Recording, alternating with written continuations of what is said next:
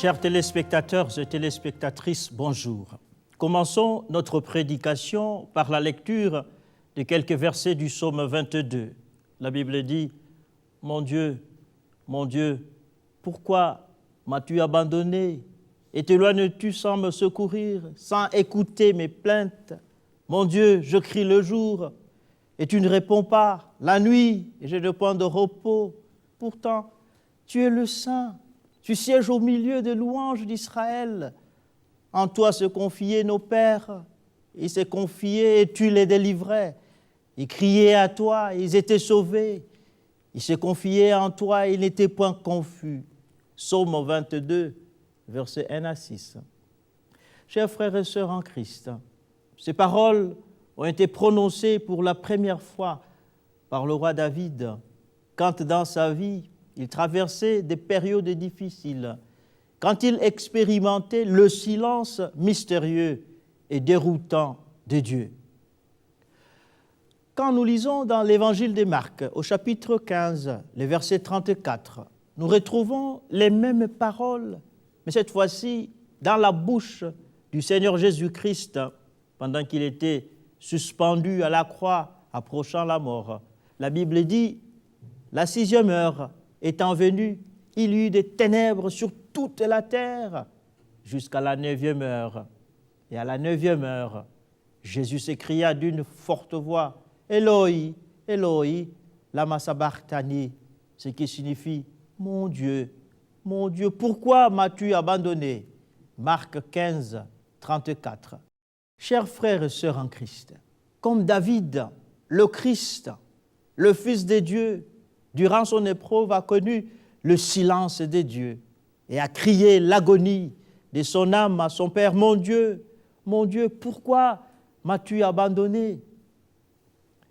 Chers bien-aimés, est-il vrai que le Christ, le Fils de Dieu, s'est senti abandonné de son Père pendant qu'il souffrait sur la croix? Comment est-ce que Dieu, le Tout-Puissant, pouvait-il abandonner son Fils? Jésus, le Fils de Dieu, mourrait-il sur la croix pour ses propres péchés, pour être abandonné de Dieu? Non. Jésus mourait sur la croix pour le péché du monde, lui le saint et le juste. Et pourquoi est-ce que Dieu l'a-t-il abandonné? Chers amis, de nos jours, nous rencontrons de plus en plus une certaine race de pasteurs et évangélistes. Cette race nouvelle de serviteurs et servantes de Dieu nous débite haut et fort que suivre le Seigneur Jésus-Christ signifie connaître la prospérité matérielle automatiquement. Suivre le Christ signifie connaître une santé de fer automatiquement. Suivre le Christ signifie la guérison automatique de toute maladie qui s'acharnerait à nous attendre. Suivre le Christ signifie le bonheur complet, l'absence de la souffrance physique, psychologique, sociale. Suivre le Christ signifie la garantie contre les attaques et les aléas de la vie et de la mort. Suivre le Christ, c'est presque embaucher Dieu afin qu'il soit à notre service 24 heures sur 24. Suivre le Christ, c'est domestiquer Dieu afin qu'à notre moindre cri fonce et descende de son ciel lointain pour nous accorder la victoire que le monde entier doit venir voir et envier. Mais voilà que malheureusement, la vie de tous les jours semble ne pas obéir à la vision merveilleuse que ne cessent de nous présenter ces charlatans ecclésiastiques qui remplissent nos rues sales d'Afrique et d'Haïti, nos rues pauvres. Non, la vie n'est pas toujours belle, surtout pas pour les vrais chrétiens et chrétiennes. Non, nos prières, nos jeûnes, nos paroles de foi ne domestiquent pas Dieu. Non, les chrétiens ne sont pas souvent les personnes les plus riches, ni les personnes sans maladie, ni les personnes gardées contre tout danger dans ce monde. Non, la vie de tous les jours nous fait voir que Dieu ne court pas à notre petit cri. Au contraire, avec amertume, trouble et désarroi, le chrétien se rend compte que quand la vie, dans sa folie, le frappe, quand la vie, dans sa cruauté, cherche à le déchirer, ou déchire ses bien-aimés, Dieu disparaît. Soudain, le Dieu présent, le Dieu aimant, le Dieu bon, le Dieu miséricordieux, le Dieu tout-puissant, le Dieu disponible devient introuvable. Chers frères et sœurs en Christ, ne remarquons-nous pas que quand la souffrance nous arrive, quand la maladie nous déchire, quand la mort frappe les nôtres, c'est comme si soudain Dieu disparaît. Nous avons beau prier, nous avons beau jeûner, nous avons beau exercer toute la foi possible, Dieu disparaît. Nos prières se heurtent contre le mur du silence et de l'absence de Dieu. Nos cris d'appel au secours se perdent dans le vide interstellaire. Mes chers frères et sœurs en Christ, n'avons-nous pas la forte impression que Dieu se cache loin de nous, juste quand nous avons le plus besoin de lui?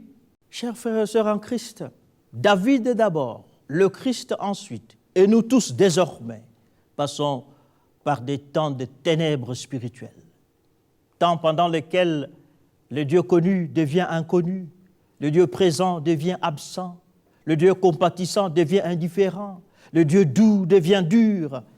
Alors, pendant qu'ils traversaient ce désert spirituel, pendant les ténèbres dans leur marche avec Dieu, David d'abord, le Christ ensuite, ont crié leur désarroi, le désarroi de leur cœur. Mon Dieu, pourquoi m'as-tu abandonné? Cher bien-aimé, n'es-tu pas en train de traverser un de ces déserts spirituels dans ta vie?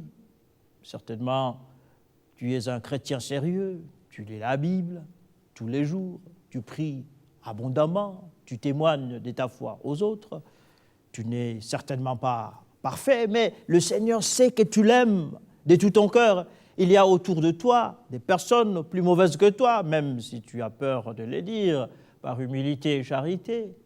Mais pourquoi est-ce que Dieu a choisi de se cacher loin de toi? Pourquoi est-ce que Dieu a-t-il choisi de t'abandonner? Te voilà là, plein de foi et de bonnes œuvres, mais le corps dévasté par des maladies obscures. Les milliers de traitements que tu suis ne produisent rien de positif. Des milliers de prières restent sans effet. La manifestation de toute ta foi et de toute ta fidélité ne change rien. Dieu te semble être absent dans ta vie. Il ne t'écoute pas, il ne répond pas. Te voilà seul, découragé. Alors tu cries comme le Christ. Mon Dieu, pourquoi m'as-tu abandonné? Tu attends sa réponse en vain. C'est seulement l'écho de ta propre voix que tu entends. Le Dieu bon s'est muré dans le silence des ténèbres de la foi. Te voilà là, toi, la chrétienne bonne, la mère charité, la servante pleine de foi, adepte de la foi chrétienne toute puissante, disciple de la prospérité et de la santé. Te voilà là, seul, perdu dans ta confusion. Te voilà là, les bras ballants, les yeux vitreux, la bouche bée, ne pouvant comprendre pourquoi, après toutes les prières, après tous les jeûnes, après toutes les paroles d'autorité, Dieu, le bon Dieu, a laissé mourir ta fille. Mais comment Dieu, le bon Dieu, peux-tu faire cela à toi, la femme de foi, maman charité? Dans ton désarroi, tu cries une énième fois, mais Dieu, le Dieu de la Bible, le Dieu de Jésus-Christ, le Dieu du prédicateur X, le Dieu de l'apôtre Y, le Dieu du prophète tout-puissant Z, où es-tu? Ton cri est lancé dans le vide. Point de réponse.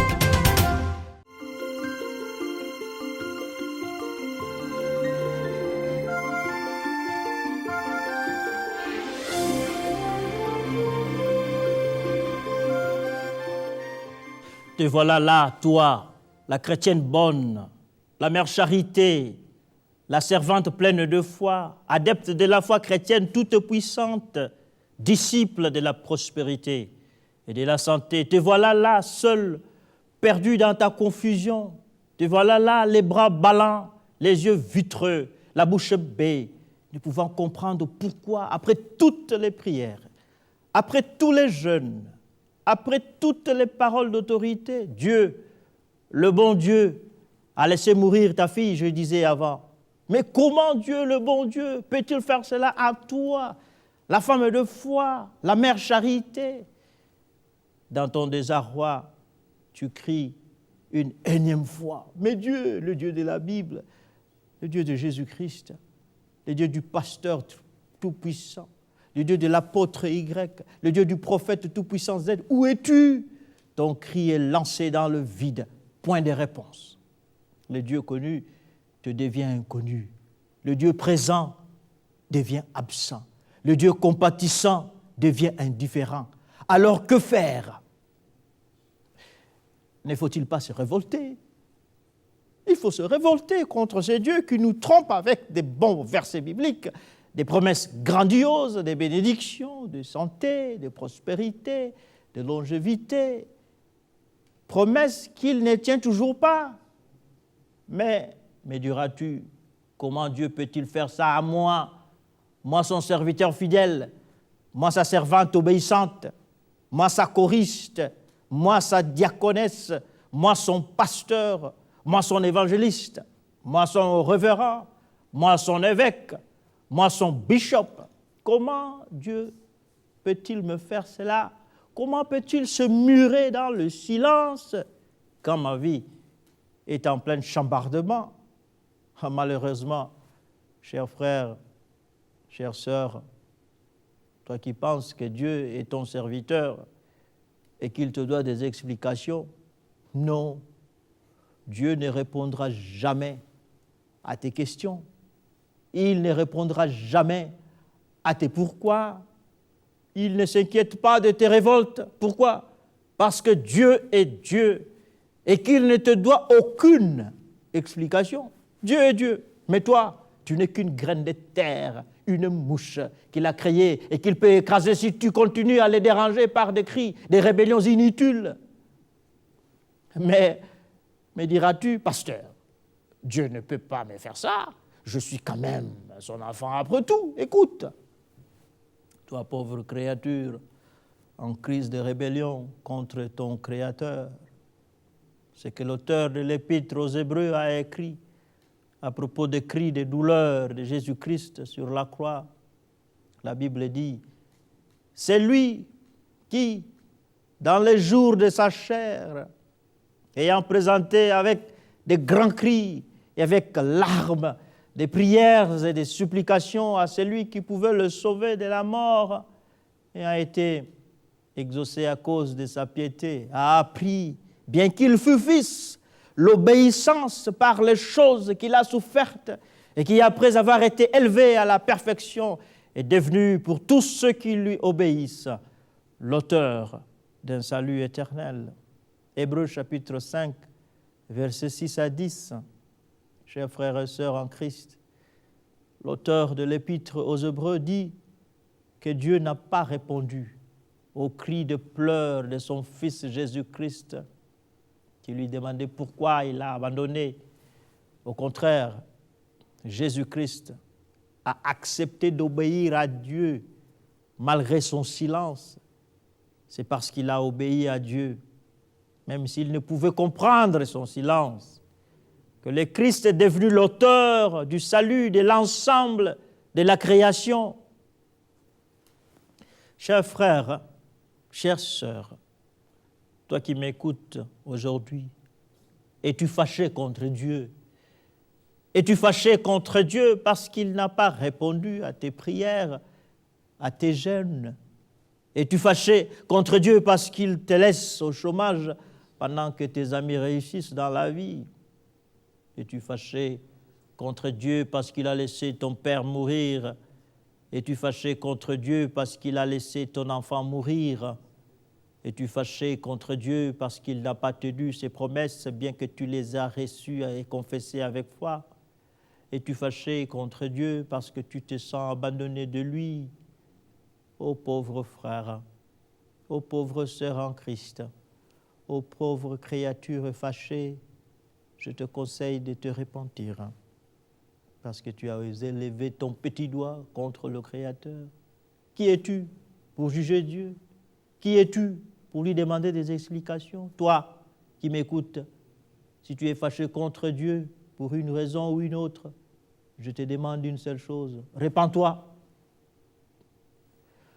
Répands-toi, parce qu'il est de ton bien de ne pas ouvrir des hostilités contre Dieu. Peux-tu commencer la guerre contre Dieu et triompher? Peux-tu te battre contre Dieu et sortir vainqueur? Peux-tu provoquer Dieu sans que cela ne nuise à ta foi et à ta vie? Chers frères, chères sœurs, devant le silence de Dieu, il faut répondre de deux façons, par la soumission et par le brisement spirituel, par la foi aveugle et naïve en la bonté et la providence de Dieu. Dis dans ton cœur les paroles suivantes: Seigneur, même si je ne comprends pas pourquoi tu permets tout ce que tu permets, je veux me soumettre à ta volonté et croire en ta bonté dans ma vie. Car comme le dit l'apôtre Paul, nous savons du reste que toutes choses concourent au bien de ceux qui aiment Dieu, de ceux qui sont appelés selon son dessein. Que dirons-nous donc à l'égard de ces choses? Si Dieu est pour nous, qui sera contre nous? Lui qui n'a point épargné son propre Fils, mais qui l'a livré pour nous tous, comment ne nous donnerait-il pas aussi toutes choses avec lui? Qui accusera les élus de Dieu? C'est Dieu qui justifie, qui les condamnera. Christ est mort. Bien plus, il est ressuscité. Il est à la droite de Dieu et il intercède pour nous. Qui nous séparera de l'amour de Christ? Sera-ce la tribulation, ou l'angoisse, ou la persécution, ou la faim, ou la nudité, ou le péril, ou l'épée? Romains chapitre 8, versets 28 à 36. Chers frères et sœurs en Christ, même si tu as le sentiment ou l'impression que Dieu t'abandonne, en réalité, ton Dieu ne t'abandonne pas. Son absence que tu expérimentes en ce moment est réelle. Mais elle n'est pas le signe, ou encore il n'est pas le signe de son indifférence vis-à-vis de toi. Au contraire, parce que nous sommes des êtres humains pécheurs. Dieu se cache de nous souvent pour nous amener à désespérer de nous-mêmes, à perdre confiance en nous et à placer notre confiance uniquement et totalement en lui. Chers frères, chères sœurs, il est mieux de rester fidèle à Dieu, même en graissant les dents, que de devenir rebelle et de le renier. Nous allons continuer après la pause.